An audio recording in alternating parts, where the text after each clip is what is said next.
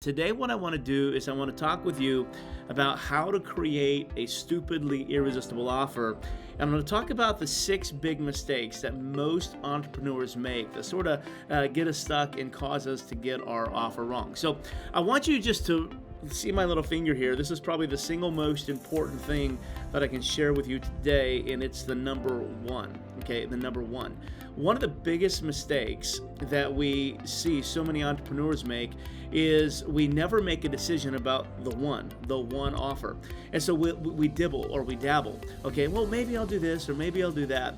And the thing that you have to know is in order to have an irresistible offer, as an entrepreneur, you have to make one big decision. And here it is. What do you want to be known for? That's it. What do you want to be known for? As Lori was telling you on the introduction, she and I met now in November of 2017. That's 9 years ago. When I was doing an event down in November 2018. That was 8 years ago. When I was doing an event down in Orlando. And what was interesting is when I first got into coaching, I wanted to do all sorts of things. And it wasn't until I made a decision just to go all in on one thing that my business started exploding. So I want to give you just a little bit of debate on why you need to just be known for one thing. Here's the thing. A specialist can make 3 to 5 times the amount of money as a generalist. Example, if you are a heart surgeon or you are a general practitioner or doctor, both are needed in the medical world, but which one makes more money? Well, the heart specialist does. Why? Because this particular person went all in on one thing. I'll never forget a former buddy and client of mine. His name was Chris Benetti. And Chris and I were both funnel builders. And Chris was just trying to figure out like why his business wasn't taking off. And he's like, man, I can do this funnel and that funnel and this funnel and that funnel and this funnel and that funnel. And I remember having a conversation with Chris and saying like, if you could only build one type of funnel, what funnel would you build? And he says, well, I would build webinar funnels. I can do those in my sleep. So my encouragement to him, and he got some wisdom from some other business coaches as well, is why don't you just go all in and become known as the webinar funnel builder guy? And once he became a specialist on building webinar funnels as opposed to every type of funnel, this is what happened. Number one, he could triple, if not 4x his rates. Number two, anytime somebody was looking for a webinar funnel, the entire world said, you got to go to Chris because he became known for something. So the single most important thing that I can impress on you today before we get into the notes and the slides and everything is this one thing. You have to become known for just one thing. Become a specialist at that. If you can become a specialist at that, you'll focus all your time, you'll focus all your energy, you'll focus all your effort into that one particular thing. And so a lot of marketers that we work with think that they have a marketing problem. They think they need more leads, they think they need more content, they think they need better ads, they think they need a better funnel. But what I've learned, both in my business and coaching literally thousands and thousands of clients over the years, is this. Marketing doesn't fix a broken offer. It doesn't fix it. Ogilvy says that good marketing makes a bad product fail faster. Think about that. Good marketing makes a bad product fail faster. And so marketing doesn't fix a broken offer. What it does is it exposes it. It acts like a magnifying glass.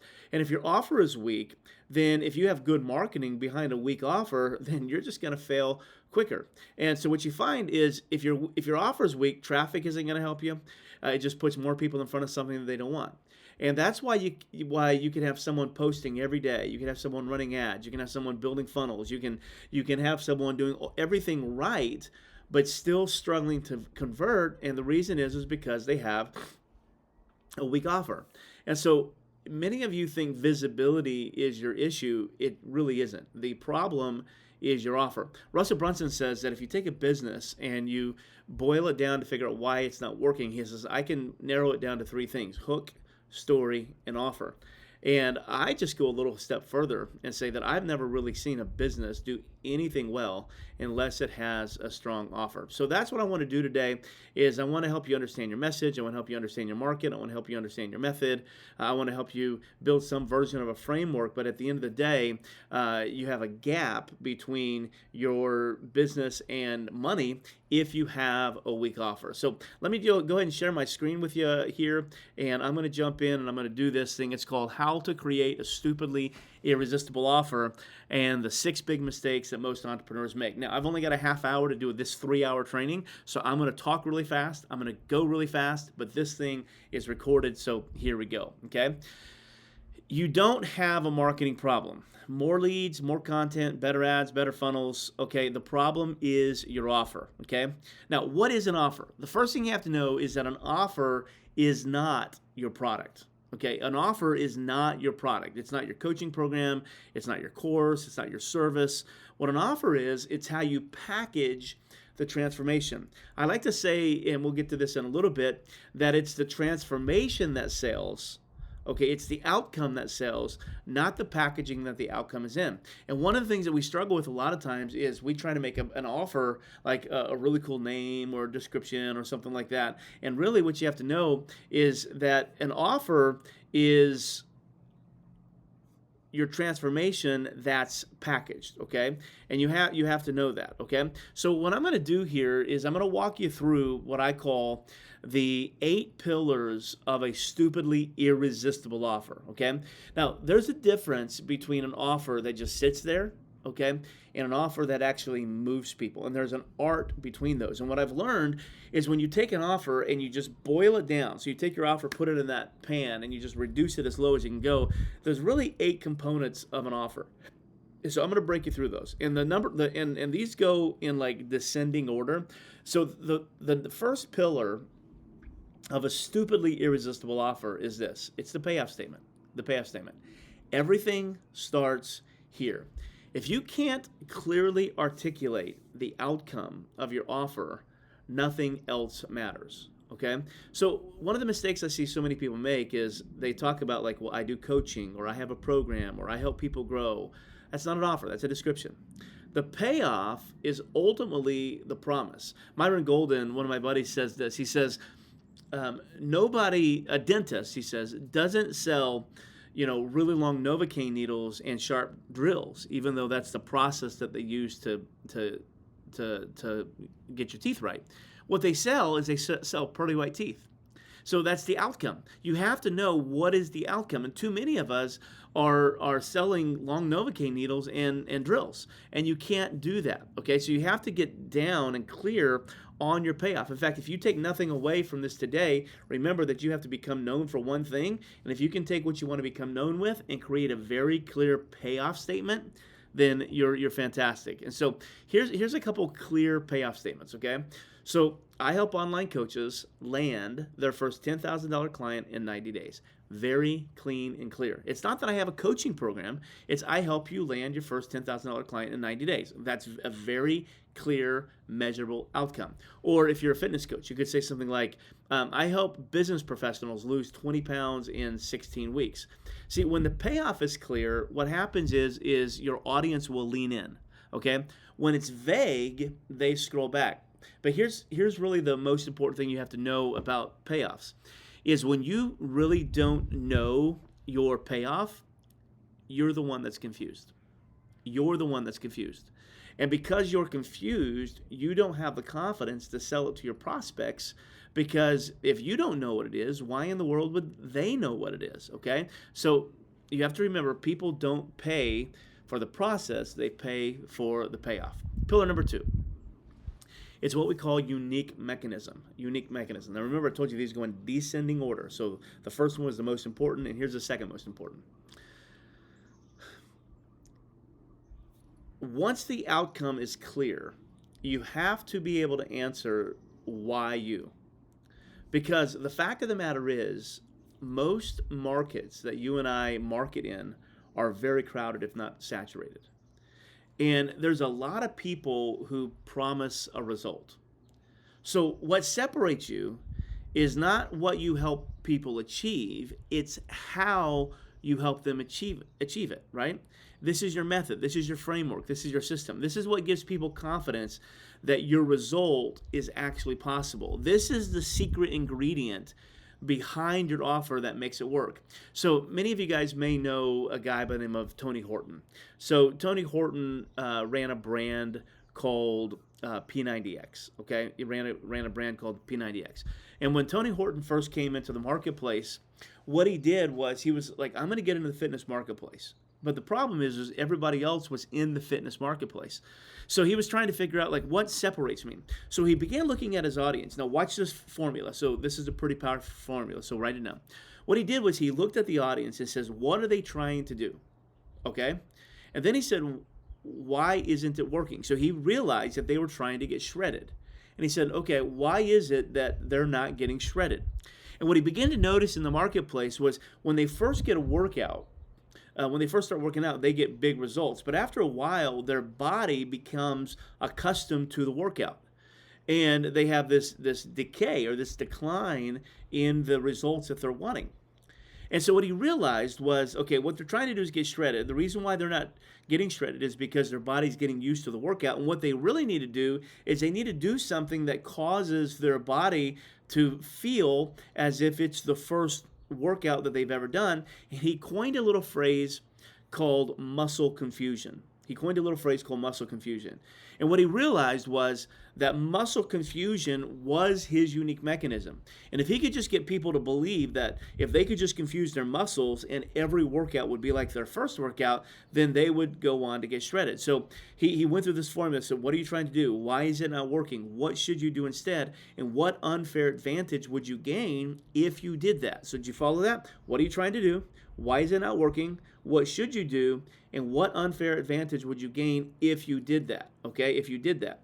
And so he came up with that little concept, and he said, great. So the best place to get muscle confusion is by doing XYZ, and the way you can get XYZ is by buying my product, P90X. Okay, did you see that little formula? He said, what are they trying to do?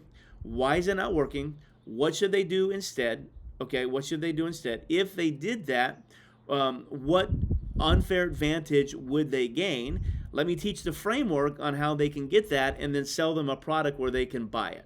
Okay, that was the process that he did. So when you're creating an offer that's stupidly irresistible, you have to go back to the unique mechanism, because without a mechanism, you sound like everybody else. With a mechanism, people have something to hold on to, and your IP makes you feel different, not just better. Okay, it makes you feel different, not just better. The third thing you need is what we call the offer stack. The offer stack. Now, this is where a lot of people get their offers wrong. Okay, what you have to know with an offer stack is you're building the experience. Okay, a lot of times we have a tendency to think that more equals better, and more doesn't equal better. Okay, more modules, more calls, more bonuses. That's not how value works. Okay, I'll give you an example of this. Okay, if I was to come to you and tell you, hey, my coaching program costs $50,000. Okay, $50,000, but I guarantee you that you'll make $1 million. And if you don't make $1 million, I'll refund your $50,000 plus give you $50,000 just for wasting your time. How many of you want it? Well, we all would want that, right? We all would want that.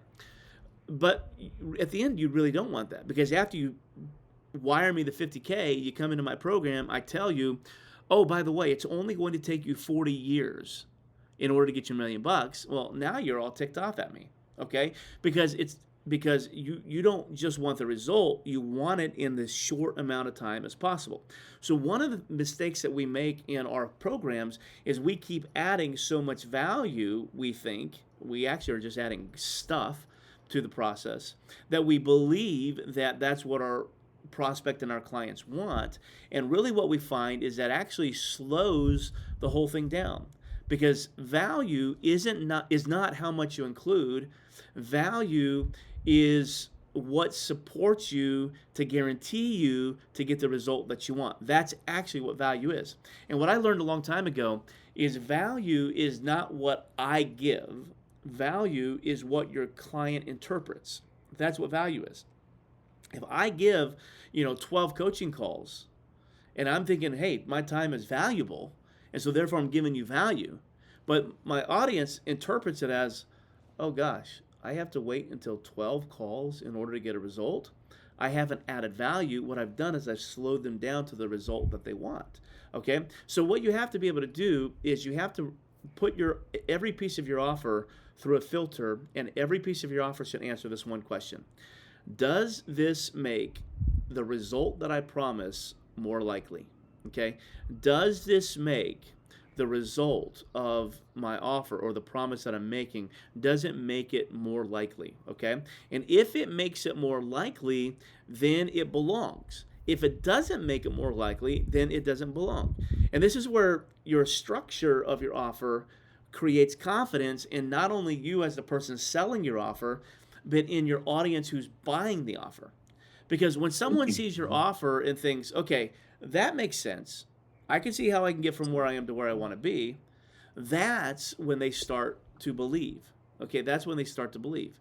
And so you've got to be able to come in very strongly and put your offer stack together, not with how much crap you can give them, but what can I give them that will expedite the process? Pillar number four, risk reversal. Every buyer or prospect is thinking the same thing. Is what they have to offer, will it work for me? Okay?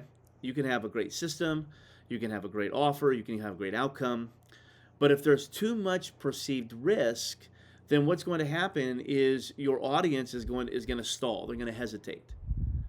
And what risk reversal does is it removes the hesitation, and that's your guarantee, that's your confidence. And it should reflect how strongly you believe in what you deliver.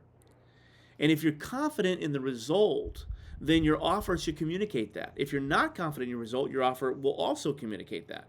Because at the end of the day, the less risk your audience feels, the easier it is for your audience to say yes. Okay? I was working with a client just the other day on their offer, and we were putting this down. And he put something really interesting in the back side of his offer. He says, I'm going to work with you, or this is going to work. And if you don't at least make your money back in the next 90 days, I'm going to keep working with you for free until you do. And I just told him, I was like, I don't know that that's the greatest risk reversal, because let me just be devil's advocate and take the opposite role. Hey, really, your offer sucked and your program sucked so bad that I didn't get the result that you offered. So put me in the suckiness even more, and woo, that's supposed to make me feel good. And so you have to be careful that your risk reversal actually isn't insulting. Okay, so you're talking about like money back guarantee. Those are really good risk reversals. I use what's called the pause your payment process. Okay, here's my thing. So one of my coaching programs is $25,000. Okay, and the way I position it is it's $25K. You put $3,000 down, and then 11 payments of $2,000 for a total of $25,000. However, I believe in my process so bad that if you listen to me and do exactly what I tell you to do, and you check off all the boxes, on day 91, we will evaluate your entire coaching program. And if you have not made back all $25,000 of the coaching program in 90 days, even though you still have 9 more payments in 90 days, I'll push pause on your payments until you make all $25K, no questions asked. That's a risk reversal, because now they're not risking $25,000. Now they're only risking $7,000, $3,000 down and 2 payments of $2,000. And they're like, okay, well, if I get all this, and this is the promise, I'll take a $7,000 risk, right? I'll take that. That's a good deal. That's a big deal. And so that when you're thinking about risk reversal, those are things that you need to be able to think about. Okay, the next pillar. The next pillar is this. Pillar 5, scarcity and urgency. Scarcity and urgency. Without scarcity and urgency, people have no incentive to buy now, so they're going to wait.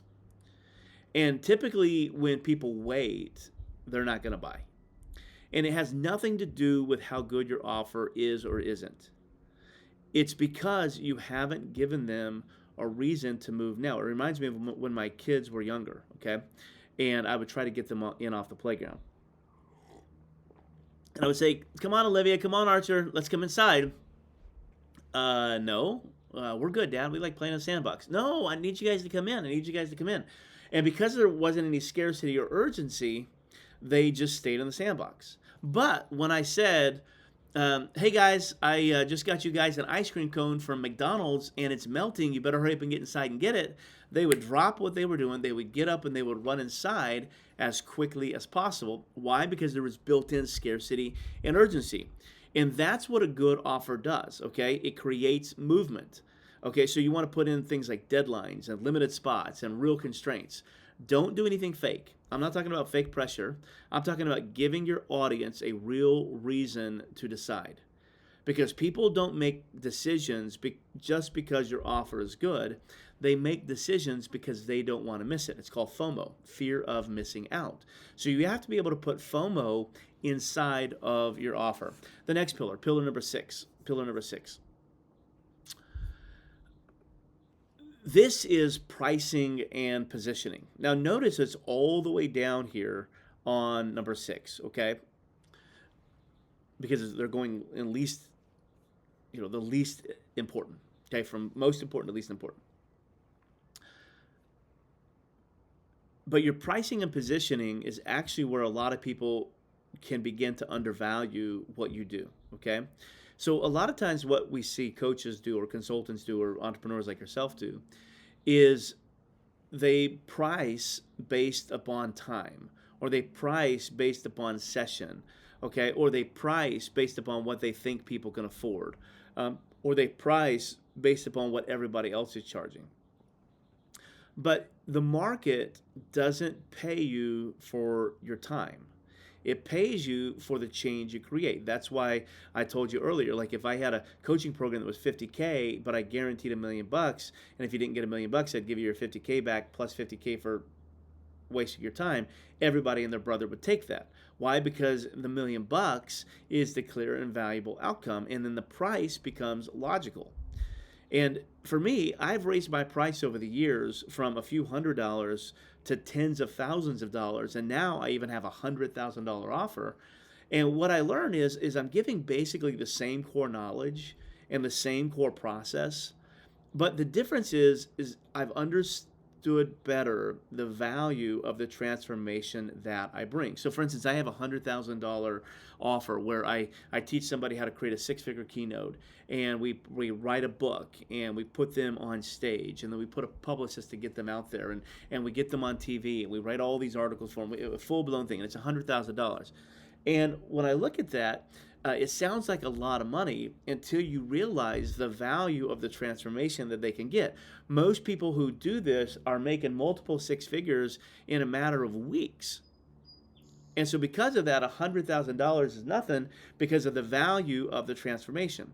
And so cheap buyers look for information, premium buyers look for results. So your price and your positioning have got to be based upon results. So this is the result that you want, and I'm the person that can get you there. That's positioning, okay? So this is not on my slides, but I'm gonna give you a little formula. And you'll have to go back and watch this on the recording and write it down because I'm gonna go relatively fast, and I don't have time to stop and redo it multiple times. But it's what I call the price and position formula. It's this, me or my program help these people who struggle with these results, or who struggle with these issues, get these results in this amount of time, and it costs this much money. I'll give it to you one more time, okay? Me or my program help these people who have these issues get these results in this amount of time, and it costs this much money. And once you get that pricing and positioning clarity statement down, everything becomes incredibly easy. So you have to be able to do that. Pillar number 7. This is called the launch script core, okay? The launch script core. Now, what do we mean by that? Is even a great offer has to be communicated the right way, okay? So we're talking about taking your offer, attaching a message to it, and making it come alive, okay? This could be a story. This could be belief shifting. This could be some kind of in-depth teaching. This could become like a case study or proof. This is what moves somebody from interest to decision. I was on a call this morning, a sales call this morning, and this gal was talking with us about one of our products, and I kept trying to get her into my $2,500 or $12,500 product, and she just stopped me. She goes, Chad, She goes, I watched you on that stage last week. She goes, I have zero interest in those low ball offers. Why in the world are you not telling me about your $100,000 offer? She was just upset at me because I wasn't telling her. Well, truth be known, I wasn't telling her about it because I didn't think she could afford it. Okay. But what I learned was we had done such a great job of story, belief shifting, teaching, and proof that she had no choice but to jump into that program. So we made a $100,000 sale this morning based upon this exact thing. We had our launch script core down, okay? And the core is story, belief shifting, teaching, and proof. And once we had that down, everything was super simple, okay? So here's how it works. Story. You have to make it relatable and real. Okay, you have to make it relatable and real. So in other words, your audience needs to be able to see themselves in your offer. Belief shifting. This is where you as the coach removes the objections that they have not said out loud. So in other words, you're shifting their belief by answering their questions before they ask them. Third is you're teaching them. You're giving them a logical and linear process to move them from where they are to where they want to go. In proof, you're giving them confidence that they can get there. That's the script. That's the core. That's what you want to put it. Now, once you have all that, you want to put it through a stress test, okay? So here are the 5 questions that when you're putting an offer together, every single coach needs to ask themselves this question. Number 1, is my outcome clear? Is the path believable? Is the value obvious? Is the risk low? And is the decision easy? And if it is, you will sell like crazy. But if it doesn't pass this test, then what you're going to find is that the market will reject it. Okay, the market will reject it. And there's nothing more deflating than a market that rejects your offer. Okay, so that's the stress test that you want to put everything through. So those are the 8 pillars, okay? So you have to understand that this isn't 8 individual pieces. These are 8 working together, okay? And a lot of times the people that we work with, they'll try to just fix one piece or tweak it, okay? They'll add a bonus or they'll rewrite a headline or they'll ask ChatGPT to give them something really cool. But an irresistible offer is not just one thing done well. It's all of it working together because every pillar supports the other. Yes, now they go in descending order, right? So you start with pillar 1 and work your way down. But if you're going to be consistent, then you have to be able to do that. So before I get into Q&A, let me just jump in here and I want to just show you some mistakes, 6 big mistakes that people make, okay? And I'm not going to spend any time on these, but you can come back and you can look at these slides. Mistake 1 is they try to sell the thing, not the transformation, okay? So many people say, hey, I got 12 weeks of coaching, or you get 6 modules, or you meet once a week, and really what they want is they want a result, okay?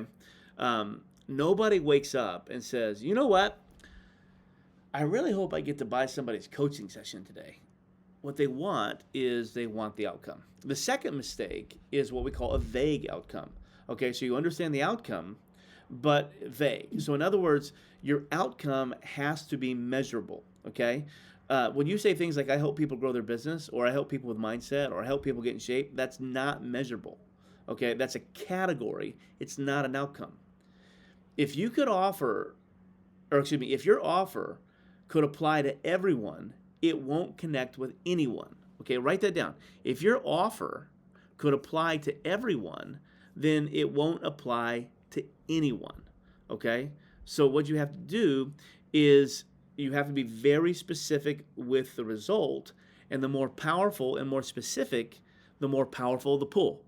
Okay, so that's what you have to do. Mistake number 3, there's not really any clear path. Okay, a lot of offers sound good, but they feel very risky, because people can't see how it actually works. 2 weeks ago, we were in Los Angeles, and I was pitching something in the lunchroom. Okay, we had a VIP lunch, and I brought people in. And this guy said something that just really rattled my chain. He said this. He goes, I want what you want. I'm just not 100% convinced that your program can get me that. And it hit me. Oh, the reason is because our path is not very clear, okay? So you have to have a clear path, okay? The fourth mistake that a lot of people make is they overcomplicate the offer, okay? This is where people start stacking things, more bonuses, more calls, more content. You have to simplify it because clarity converts. I always say that a confused mind does not buy, but also a confused mind does not sell. And if you're confused as a seller because you're offering so many things, then they're not going to buy because you're not going to sell. Mistake number 5, pricing without context, okay? One of the biggest struggles that you're probably going to have in your offer is setting a price, okay? And it's not because your offer isn't valuable per se. It's just because you really haven't gotten clear on it, because on the value, that is. You really haven't gotten clear on the value. And so what happens is a lot of people that we work with default to things like, well, what would somebody pay for this, or what are other people charging, instead of anchoring the price to the outcome. So what I want you to do is I want you to ask yourself, what value is it if they get the result that I'm promising? And then you can ask the opposite. How much does it cost them not to work with me? Okay? And then what you'll do is you'll be able to price with context. And then finally, number 6, you're not giving them a real reason to decide. Okay? Your offer is going to stall. They see it, they like it, they even want it, but they don't move. And the reason is because there's no urgency, there's no constraint, there's no reason to act now. And so waiting ultimately will kill your momentum. So those are the mistakes that we see inside of creating an irresistible offer. And so if you're going to have an offer that converts, this is where you have to do the work. You got to put your work in this. So many of you guys are working on your coaching or your consulting or your e-commerce product or whatever you're doing, trying to build your business, and you spend very little time on your offer. I would tell you to flip that. Okay, spend tons of time on your offer. Make sure you see it from every particular angle, and I promise you, you'll go places that you never thought was possible.